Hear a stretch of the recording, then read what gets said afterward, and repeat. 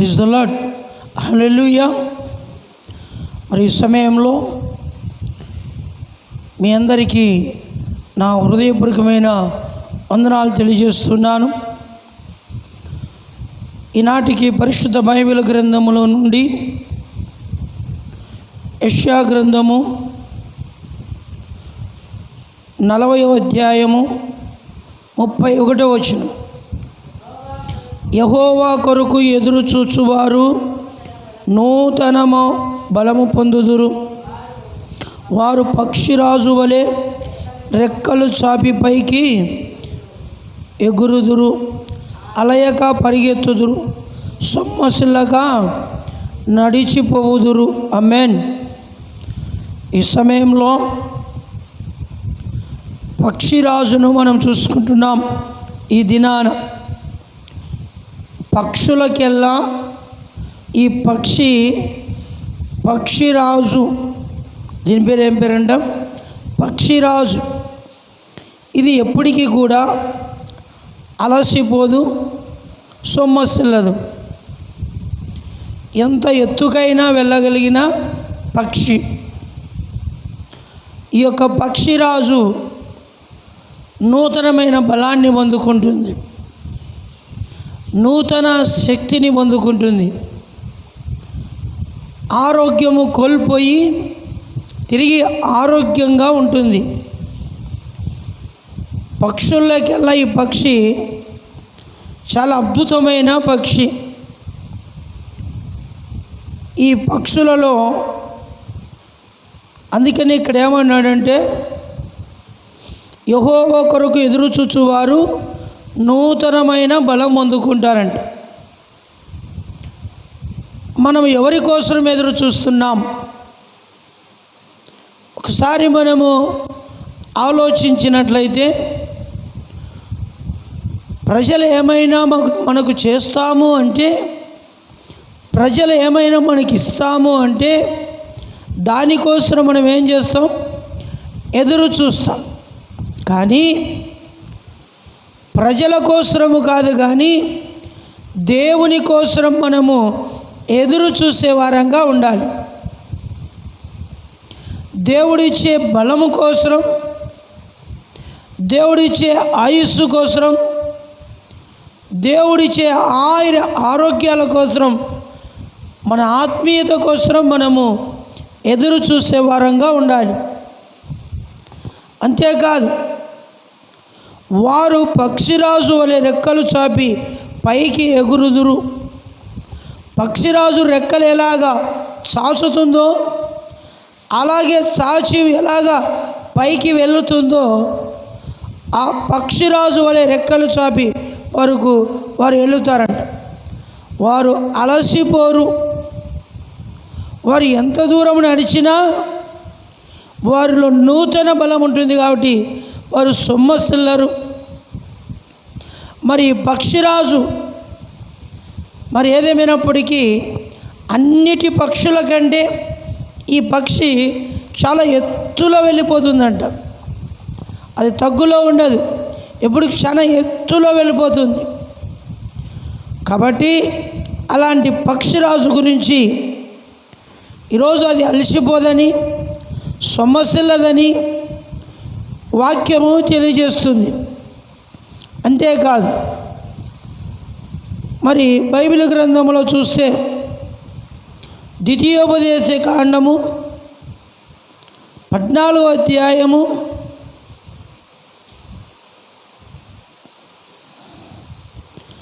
14వ అధ్యాయం 12వ వచనం.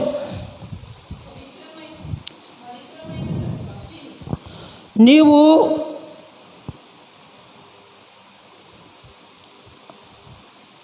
నుండి చదువు. నీవు నివసించుచున్న వాటన్నిటిలో మీరు వీటిని తినవచ్చు. ఏవనగా రెక్కలు పొలుసుగా గల వాటిని తినవచ్చు. రెక్కల పొలుసులు లేని దానిని మీరు తినకూడదు, అది మీకు హేయము. పవిత్రమైన ప్రతి పక్షిని మీరు తినవచ్చును. మీరు తినరానిది ఏమనగా పక్షిరాజు పెద్ద బోరువ చాలన్నా. పక్షిరాజును మనం ఏం చేయకూడదంట? తినకూడదంట. ఈ పక్షిని మనము తినకూడదు అని దేవుడు సెలవిస్తున్నాడు.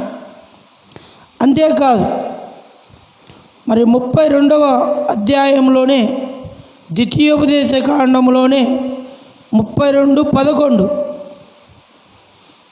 పక్షిరాజు తన గూడును రేపి తన పిల్లలని అల్లాడించు, రెక్కలు చాపుకొని వాటిని పట్టుకొని తన రెక్కల మీద వాటిని మోయినట్లు యెహోవా వానిని నడిపించెను. చూడండి, పక్షిరాజును దేవుడు పోలుస్తూ మాట్లాడుతూ ఉన్నాడు.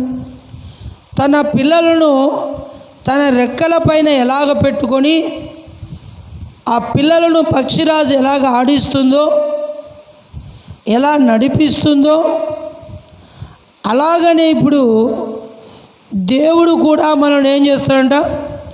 నడిపించువాడుగా ఉన్నాడు.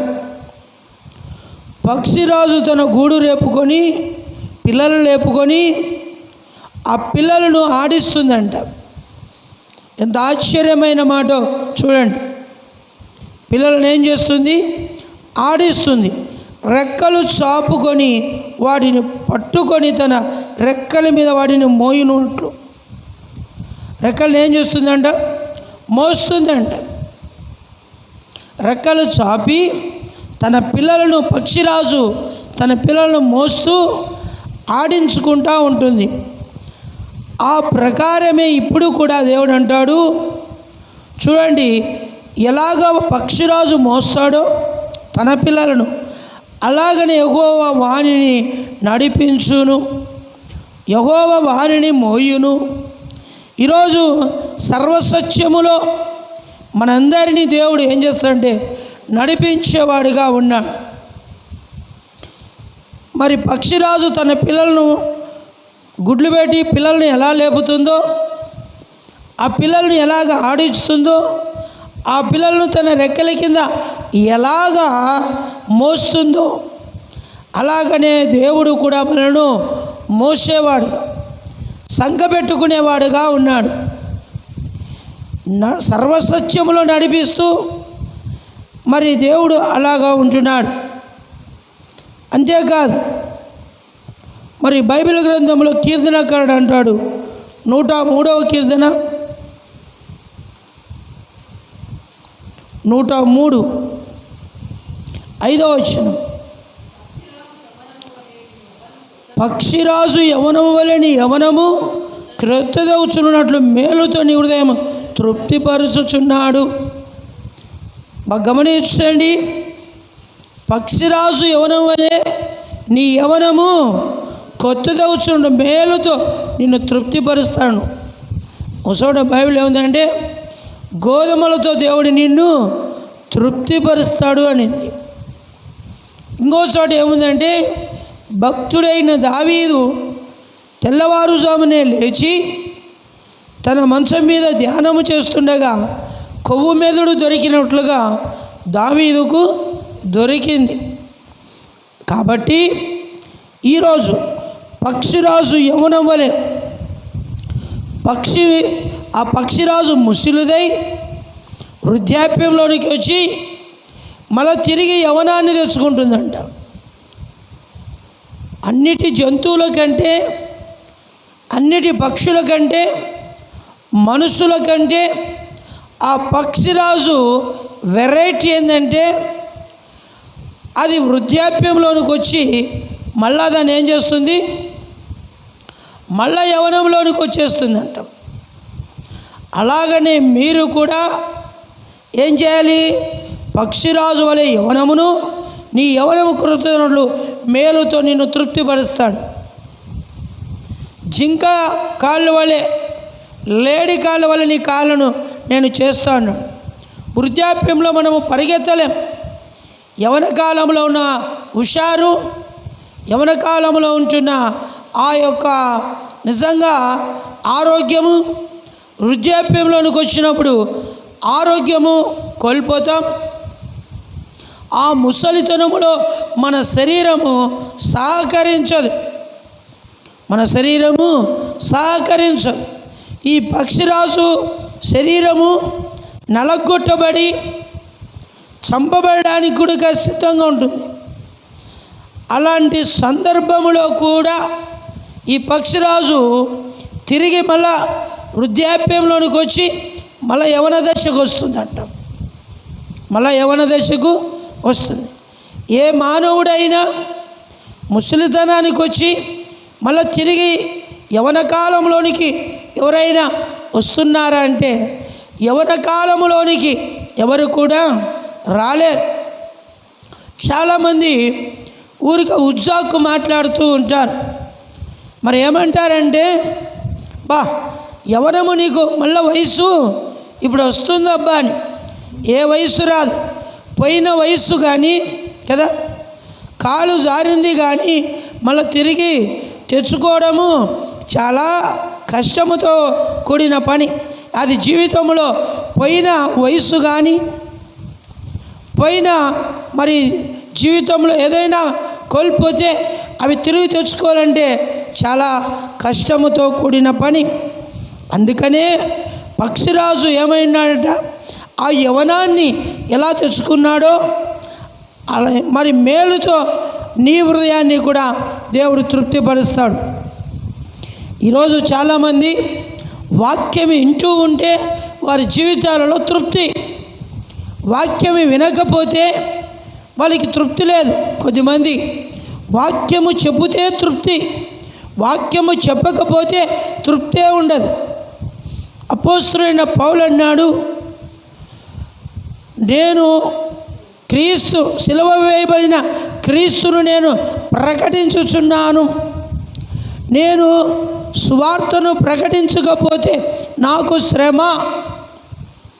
ఈరోజు దేవుని నమ్ముకోకపోతే నాకు శ్రమ, దేవుని గురించి తెలుసుకోకపోతే మనకు శ్రమ. ఈ భూమి మీద దేవుని మనము తెలుసుకోకపోతే మనకు శ్రమ. ఈరోజు ఆ పక్షిరాజు ఎలాగ రెక్కలు చాచి తన పిల్లలను మోస్తుందో ఈరోజు నువ్వు నమ్మిన నీ దేవుడు నిన్ను మోయగలడు.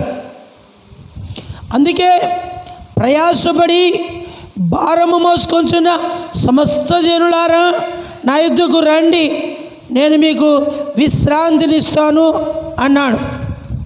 ఈరోజు మనందరినీ ఆయన మోయగలిగిన దేవుడు, మన పాపమును సిలువలో కొట్టివేసే దేవుడు, మనను మరి తిరిగి మన చూడండి, బాగా గమనించండి, శరీరానికే కానీ వయసు, ఆత్మకు వయసు లేదు. ఏ ఆత్మకు, మనుషులలో ఉన్న ఆత్మలకు వయసు లేదు, శరీరానికే వయసు. శరీరము మృతుతుల్యమైపోతుంది, శరీరము ముసలితనానికి వస్తుంది, ఆత్మ ముసలితనానికి రాదు. అందుకనే పక్షిరాజు యవనము వలె నీ యవనము కూడా దేవుడు ఏం చేస్తాడంట, నూతనమగినట్లు నిన్ను తృప్తిపరుస్తాడు. ఈరోజు దేవునిలో నువ్వు ఎంత ఎదుగుతూ ఉంటే అంత దేవుడు నిన్ను మోయగలడు. నువ్వు దేవుళ్ళు ఎంతో ఎదుగుతూ ఉంటే పక్షిరాజు వలె ఆ యవనం నీకు వచ్చేస్తుంది, ఆ చురుకుదనం నీకు వచ్చేస్తుంది. యవన కాలంలో తిరిగినట్లుగా, యవన కాలంలో పని చేసినట్లుగా, యవన కాలంలో ఉపవాసాలు ఉన్నట్లుగా వృద్ధాప్యంలో మరి ఉండలేం. ఆ వయస్సులో కూడా నువ్వు దేవునిలో ఆధ్యాత్మికంగా ఎదుగుతూ ఉంటే నీ జీవితంలో ఖచ్చితంగా దేవుడు మరి నిజంగా నీకు మేలు చేస్తాడు, నువ్వు తృప్తిపరచబడుతావు. తేనె పట్టు ఉంది కదా, ఆ తేనె పట్టు ఎంత తిన్నా తృప్తి అనేది ఉండదు కదా, కానీ తినాలంటాం, దాన్ని దగ్గర తీసుకున్నాక చాలా మాత్రము తినలేం. తినాలని ఆశ ఉంటుంది కానీ తగినంత మట్టుకే మనము తినగలం, దాన్ని తృప్తిపరచుకుంటాం. కాబట్టి అంతేకాదు, మరి ఏదేమైనప్పటికీ సామెతలు 30వ అధ్యాయము సామెతలు 35:17. తండ్రిని అసహ్యించి తల్లి మాట విననొల్లని వాని కనులు లోయకాకులు పీకును, పక్షిరాజు పిల్లలు దానిని తినును. చూడండి, ఈ మాటలు వింటున్న ప్రియమైన సహోదరి సహోదరుడా, అయ్యలారా అమ్మలారా, తల్లిదండ్రులను ఎవరైతే సన్మానించారో, తల్లిదండ్రులు ఎవరైతే పూజించారో తల్లిదండ్రులను, అలాంటి వారి కన్నులు పక్షిరాజు ఏం చేస్తుందంట? లోయకాకులు పీకును. లోయకాకులు పీకుతాయి, పీకి పక్షిరాజు పిల్లలు దానిని తినును. పక్షిరాజు కూడా ఒక బైబిల్లో ఒక పేరు పెట్టినాడు పక్షిరాజుకు. పక్షిరాజుకు చాలా అది ఉన్నతమైనది, అది చాలా ఎత్తులో ఉన్నది. పక్షిరాజుకు ఒక చరిత్ర ఉన్నది, ఆ పక్షికి ఒక చరిత్ర ఉన్నది. ఆ చరిత్ర ఒకవేళ ఎవరికైనా లేకపోవచ్చేమో, కానీ ఆ పక్షిరాజుకు మాత్రము ఒక చరిత్ర దాగి ఉన్నది. అంతేకాదు ప్రియమైన దేవుని బిడ్డలారా, తల్లిదండ్రులను ఎవరైనా సన్మానించలేకపోతే, ప్రేమించలేకపోతే లోయకాకులు వచ్చి కళ్ళు బెరికి పక్షిరాజు పిల్లలు ఆ యొక్క కళ్ళు తింటాయంట. అంతేకాదు 18వ వచనం అక్కడే, నాకు బుద్ధికి మించినవి 3 కలవు, నేను గ్రహింపలేనివి 4 కలవు. అవేమనగా అంతరిక్షము పక్షి జాడ, బండ మీద సర్పము జాడ, సముద్రము మీద ఓడ జాడ, కన్యకతో పురుషుని జాడ. సొలొమోను అంటున్నాడు ఈ సామెతను రాస్తూ, నాకు బుద్ధికి మించినవి గ్రహింపలేనివి నాకు 4 కలవు. నాకు గ్రహింపు లేనివి నాకు 4 కలవు. గ్రహింపు లేనివి, దానికి ఎంత గ్రహించినా అర్థము కాదు. పరలోకము అనగా ఆకాశంలో ఆ పక్షి జాడ, పక్షిరాజు జాడ కనుక్కోగలమా? పైకి ఎగిరిపోయిన తర్వాత ఆ పక్షి అలాగే ఎగురుతూ పోతుంది. రెక్కలు చాచి వెళ్తూ ఉంటే ఆ పక్షి జాడను ఆకాశంలో కనుక్కోలేం. సముద్రంలో పడవ జాడ మనం కనుక్కోలేం. బండ మీద సర్పము జాడ మనం కనుక్కోలేం. యవన కాలంలో కన్యక జాడను కాలు తప్పిపోవడము కదా, వ్యభిచారంలోనికి పోవడం. మరి ఆ కన్యక పోయినప్పుడు కూడా కనుక్కోలేమంట. కానీ మనకు కావాల్సిందంటే ఆకాశంలో పక్షి జాడ, ఎవరు కూడా దాన్ని కనుగొనలేరు. ఈరోజు తల్లిదండ్రులను ప్రేమిద్దాం, తల్లిదండ్రులకు కావలసిన బాగోగులు చేద్దాం. వృద్ధాప్యంలో వారిని మనం నిజంగా ప్రేమించి, వారు మన ఆస్తి. వృద్ధులు మనకు ఒక ఆస్తి. కాబట్టి వారు లేకపోతే లేని సమయంలో కనుక్కుంటాం, అయ్యో వారి విలువ ఎలాంటిదో అని. ఉన్నప్పుడు ఎవరు కూడా ఆ విలువను కనుగొనలేరు. అందుకని బైబిల్లో చూద్దాం, ఓబద్య గ్రంథము, ఓబద్య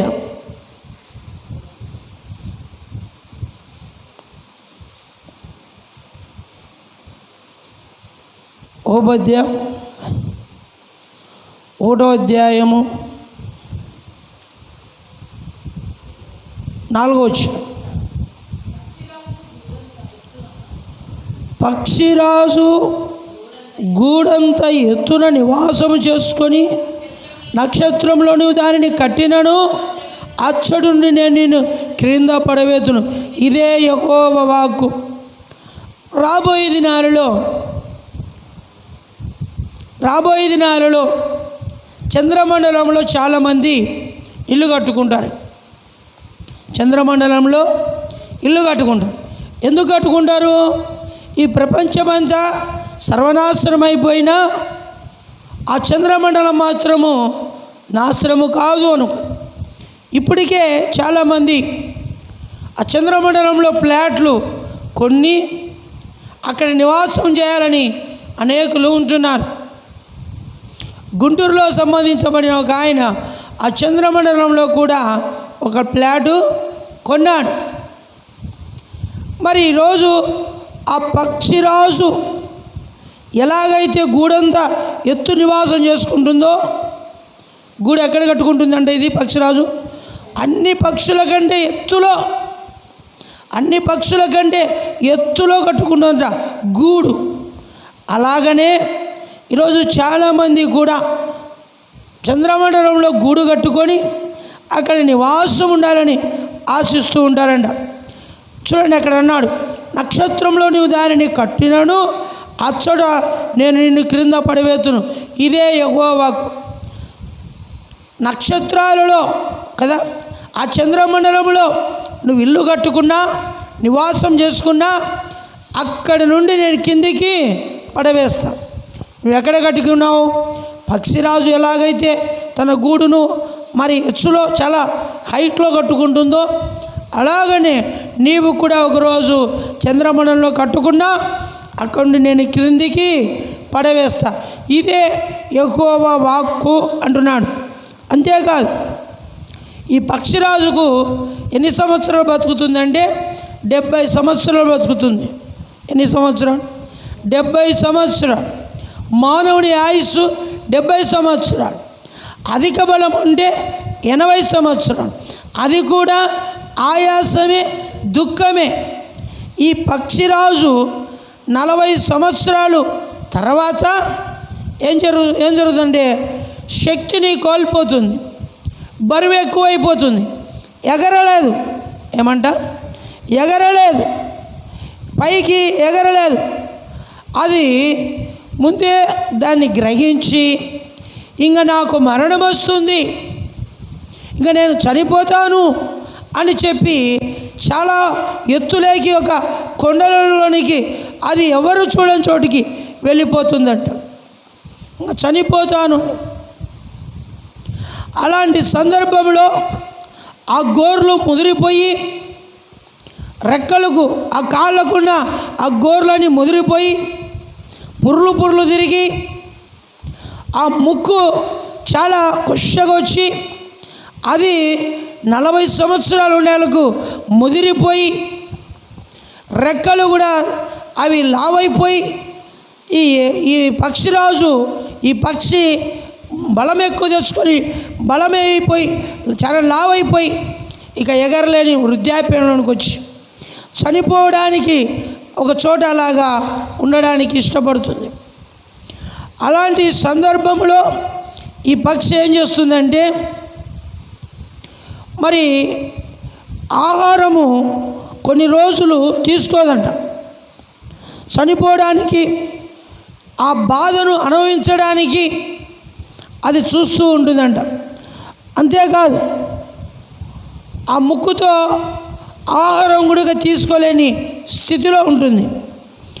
అయితే ప్రకటన గ్రంథంలో చూద్దాం ఒక మాట. 4వ అధ్యాయం 7వ వచనం.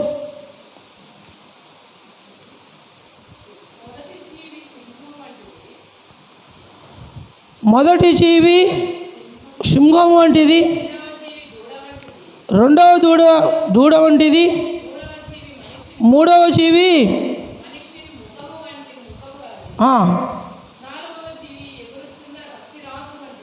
చాలమ్మా.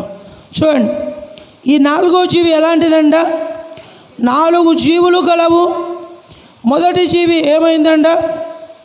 సింహం వంటిది, రెండవది దూడ వంటిది, 3 మనుషుని ముఖం వంటిది, 4వ జీవి పక్షిరాజు వంటిది.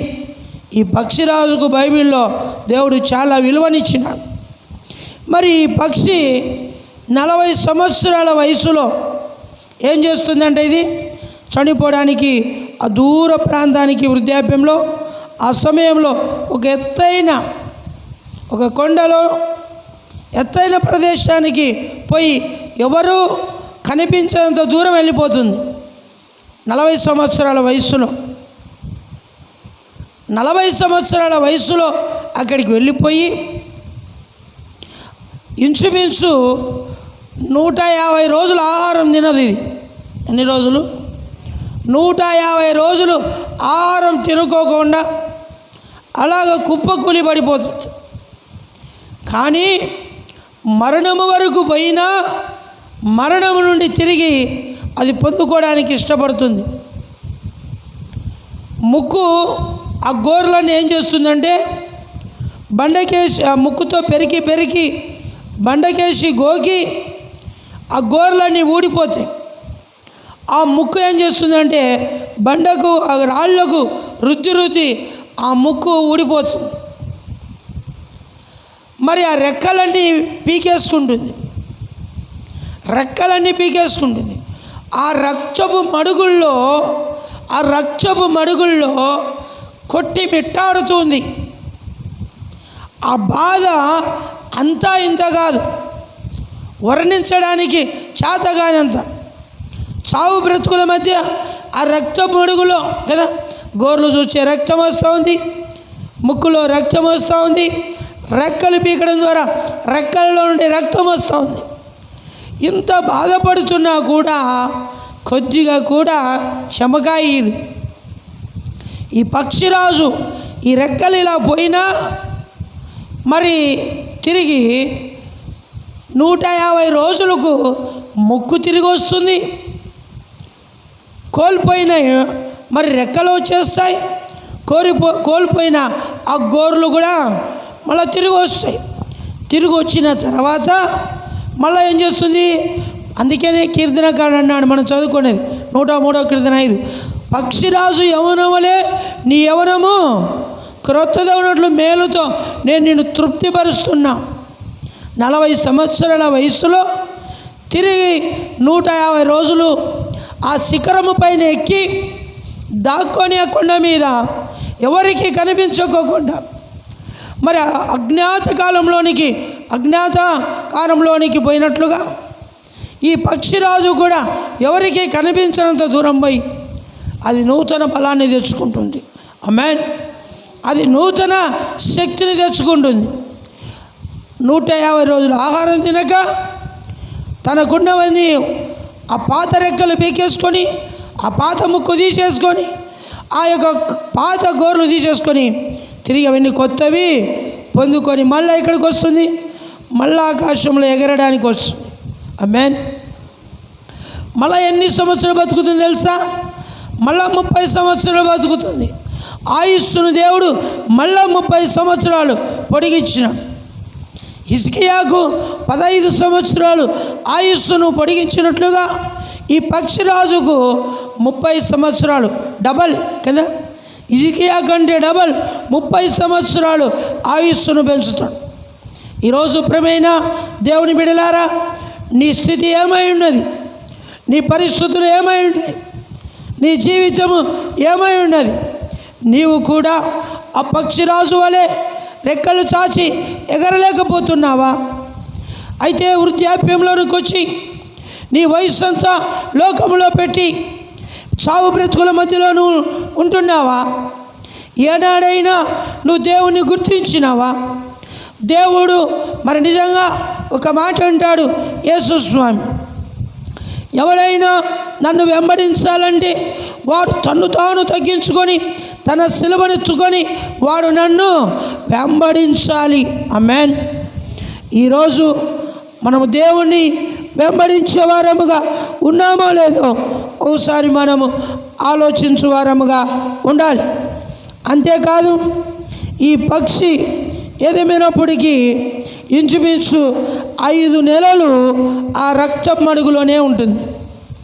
ఇంచుమించు 5 నెలలు ఆహారమే తీసుకోలేదు. మరి దుఃఖపడేవారు ధన్యులు, వాళ్ళు ఓదార్చబడదు. ఈ భూమి మీద నీ ఎంతైతే దుఃఖపడుతావో అంత ఓదార్పు నీకున్నది.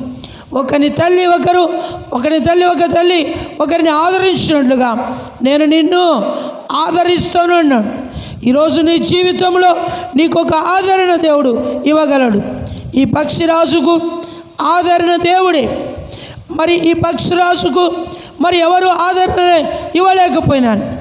మరి ఎత్తైన శిఖరముల దగ్గరికి, ఎత్తైన కొండ మీదకి, చాలా ఎత్తులో ఉన్న ఆ శిఖరానికి చేరుకొని అక్కడ మరి ఏదేమైనప్పటికీ 150 రోజులు ఆహారం లేకోకుండా ఉంటుంది. అంతేకాదు మరి ఏం చేస్తుంది తెలుసు అది, మరి ప్రియమైన దేవుని బిడ్డలారా, ఆహారము తీసుకోకుండా నూతన బలాన్ని తిరిగి కోల్పోయిన దాన్ని పొందుకుంటుంది. ఆమేన్. అంతేకాదు మరొక జన్మ అది దానికి వస్తుంది. ఎవరైనా, అందుకే నికోదేముతో దేవుడు అన్నాడు, ఏమన్నాడంటే నువ్వు క్రొత్తగా జన్మించాలన్నాడు. ఒకడు క్రొత్తగా జన్మిస్తేనే వాడు దేవుని రాజ్యానికి అర్హుడు. ఎలాగో కొత్తగా జన్మించాలి? తిరిగి నేను వృద్ధాప్యంలో నికోదేమన్నాడు అనుకున్నాడు, నేను ముసలితనంలో ఉన్నా తిరిగి నేను నా తల్లి గర్భంలోనికి పోయి మళ్ళీ నేను జన్మించాలన్నా? ఒకడు నీటి మూలంగా కానీ ఒకడు ఆత్మ మూలంగా కానీ జన్మించాలని దేవుడు చెప్తున్నాడు. ఈ పక్షిరాజు మరొక జన్మ దేవుడు ఇచ్చినాడు. ఆమేన్. పక్షిరాజుకు దేవుడు మరొక జన్మను ఇచ్చినాడు. న్యాయాధిపతులు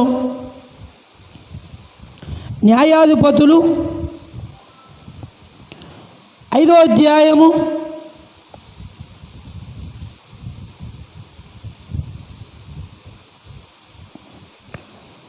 31వ వచనం, యెహోవా మీ శత్రువులను అలాగునే నశించదు, ఆయనను ప్రేమించువారు బలముతో ఉదయించు సూర్యుని వలె నుందురు అని పాడిరి. తర్వాత దేశమును 40 సంవత్సరాలు నిర్మలముగా నుండెను. ఆమేన్. యెహోవా నీ శత్రువులు అలాగనే నశించదు అంటున్నాడు. నీకు ఎవరైనా శత్రువులు ఉంటే ఏమవుతారంట? వాళ్ళు అలాగ నశించిపోతారంట. కానీ దేవుడు ఏమన్నాడు తెలుసా? నశించిన దాన్ని వెతికి రక్షించడానికి మనిషి కుమారుడి లోకానికి వచ్చాడు. లోబడని వారు నశించిపోతారు, లోబడని వారు నశించిపోతారు. అంతేకాదు ఆయనను ప్రేమించు వారు బలముతో ఉదయించు సూర్యుని వలె ఉంటారంట. ఎవరిని ప్రేమించాలి? నిన్ను వలె నీ పొరుగు వారిని ప్రేమించు, దేవుని ఆజ్ఞలను ప్రేమించు, పాటించు, ఆశీర్వదించబడతావు, సూర్యుని వలె తేజిస్తావు. అంతేకాదు దానియేలు గ్రంథంలో ఒక మాట అంటాడు, 12వ అధ్యాయంలో 3వ వచనం, మరి ఎవరైతే ఆయన వైపు దేవుని వైపు త్రిపుతారో ఆకాశంలో జ్యోతుల వలె వారు నిత్యము ప్రకాశిస్తారు. ఆమేన్. అంతేకాదు ఈ పక్షి ఏం చేస్తుందంటే ఎప్పుడు 70 సంవత్సరాలు అయిన తర్వాత, కానీ అంతకంటే ముందు అది చనిపోయేటప్పుడు దానికి తెలుస్తుందంట. మరణం ఎప్పుడు వస్తుందో అది గ్రహింపు వస్తుంది. అది జ్ఞానము కలిగినది, ఆ పక్షిరాజు తెలివి కలిగినది కదా. కాబట్టి అది సూర్యుడి వలె మరి తక్షణం చూస్తూ తన ప్రాణాన్ని విడుస్తుంది. అది చనిపోయేటప్పుడు మరి తిరిగి ఎత్తైన శిఖరానికి పోయి ఆ సూర్యుని వైపు చూస్తూ చూస్తూ తన ప్రాణాన్ని కోల్పోతుందంట. సూర్యుడు దేవుడే. సూర్యుడు ఎవరు? దేవుడే, సూర్యుడు కదా. మరి ఈ సూర్యుడు ఆ సూర్యుని వైపు చూస్తూ ఈ పక్షిరాజు తన ప్రాణాన్ని వదులుతుంది. ప్రాణం పోయేటప్పుడు తెలుస్తుంది. అందుకే తెలిసి మళ్ళీ తిరిగి ఎత్తైన ప్రదేశానికి వెళ్ళి ఆ సూర్యుని వైపు చూస్తూ తన ప్రాణాన్ని కోల్పోతుంది. ప్రాణము పోయేది కూడా తెలుసు, మనకి ఎప్పుడు పోతుందో మనకు తెలియదు. మన ప్రాణమంతా నీటి మీద బుడగలాంటిదే. ఇప్పుడు వాక్యం విన్న వాళ్ళు 1 గంటకు ఉండొచ్చు, ఉండకపోవచ్చు. వాక్యం చెప్తున్నా నేను ఇప్పుడు ఇలా ఉండొచ్చు, ఇలాగనే నేను చనిపోవచ్చు. కాబట్టి మానవుడు ఎప్పుడు చనిపోతాడో తెలియదు. అందుకని ఈ పక్షిరాజు సూర్యుని వలె కదా, ఎలాగైతే సూర్యుని వలె ఉన్నాడో అలాగనే ప్రకాశిస్తూ కదా, మరి ప్రకాశించే ఆ సూర్యుడి వైపు చూస్తూ తన ప్రాణాన్ని కోల్పోతుంది. మన జీవితంలో కూడా ప్రభు కోసమై మనము అలా జీవించాలి. యెహోషువ గ్రంథము 14వ అధ్యాయము 11వ వచనం,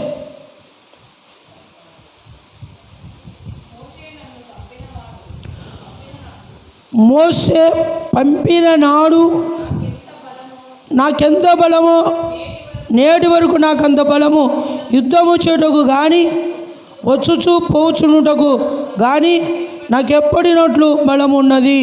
ఆమేన్. యెహోషువ, మోషేకి బలం ఎట్లయితే ఉందో నాకు కూడా అలాంటి బలము అలాగనే వచ్చుతూ ఉన్నది. ఆ బలము తగ్గిపోలేదు. దేవుడిచ్చే బలము తగ్గిపోదు.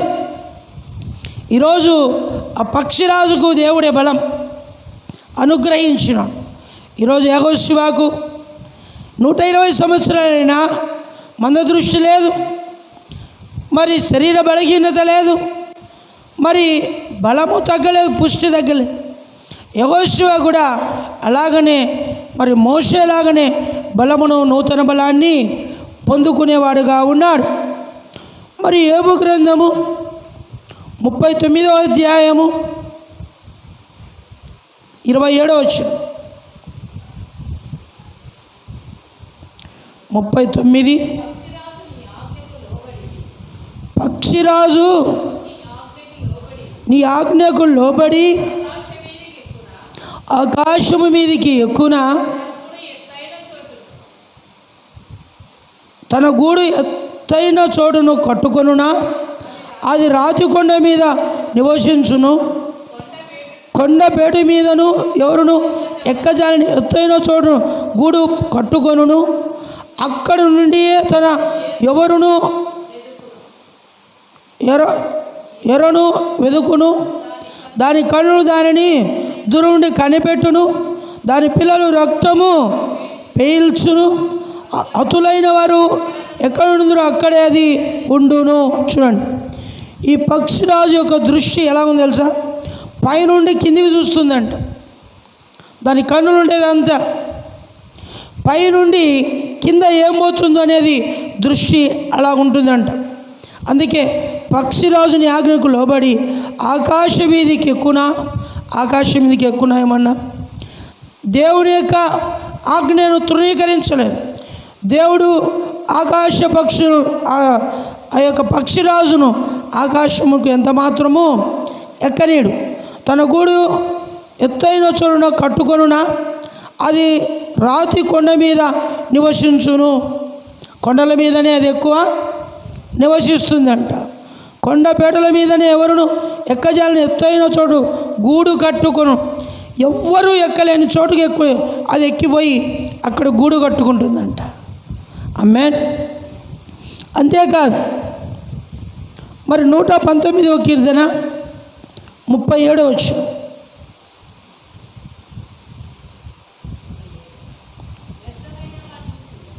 వ్యర్థమైన వాటిని చూడకుండా నా కన్నులు తిప్పివేయము, నీ మార్గం నడుచుటకు నన్ను బ్రతికించుము. చూడండి, ఈరోజు మనము వ్యర్థమైన వాడిని చూడకోకుండా మన కన్నులు త్రిప్పివేసుకోవాలి. ఈ పక్షిరాజు చాలా ఎత్తులో ఉంటుంది, కానీ ఈ భూమి మీద ఏమేమి ఉందో, ఏమేమి తిరుగుతుందో అన్ని గమనిస్తూనే ఉంటుంది. ఇప్పుడు వ్యర్థమైన వాడి దాన్ని మనం ఎప్పుడు కూడా చూసేవారముగా ఉండకూడదు. మరి నేత్రాశ కదా, ఏం ఆశ? కళ్ళకు కనిపించిందంతా, కళ్ళు చూసిందంతా కావాలా అంటుంది కదా, అలా ఉండకూడదు. అంతేకాదు, ముగింపుకు వచ్చేది మత్తయి సువార్త 6వ అధ్యాయం 22వ వచనం. దేహమునకు దీపము కన్నే కనుక నీ కన్ను తేటగా ఉండిన నీ దేహమంతయు వెలుగుమయమై ఉండును.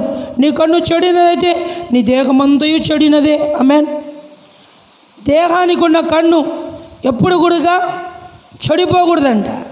చెడిపోయిందా నీ దేహమంతయు చెడిపోయినట్లే. చెడిపోలేదనుకో నీ దేహము బాగున్నట్లే. మరి యేసు ప్రభుల వారు ఏమన్నారంటే, నేను పరిశుద్ధుని కాబట్టి మీరు కూడా పరిశుద్ధులుగా ఉండండి అని పేతురు పత్రికలో అన్నాడు, లేవియా కాండంలో కూడా అన్నాడు. ఈ పక్షి రాజు మరి తన ఆయుస్సు 70 సంవత్సరాలు. 40 సంవత్సరాల వరకు ఒక రీతిగా ఉండే, ఈ 40 నుండి మరి 70 వరకు అంటే ఇంచుమించు 30 సంవత్సరాల వరకు తన నూతన బలాన్ని తిరిగి పొందుకుంటుంది. ఈరోజు మనము కూడా మరి సంసోను తిరిగి ఒకసారి నూతన బలాన్ని పొందుకున్నాడు. బలాన్ని కోల్పోయి నూతన బలాన్ని దేవుడిచ్చిన బలాన్ని పొందుకున్నాడు. అలాంటి బలాన్ని మనము కూడా పొందుకోవాలి. పొందుకొని ప్రభు కోసం ఎదురు చూద్దాం. దేవుడి మాటలు ఆశీర్వదించునుగాక. ఆమేన్. ప్రార్థన చేద్దాం. సకల ఆశీర్వాదాలకు కారణభూతుడా నీ కొందనాలు.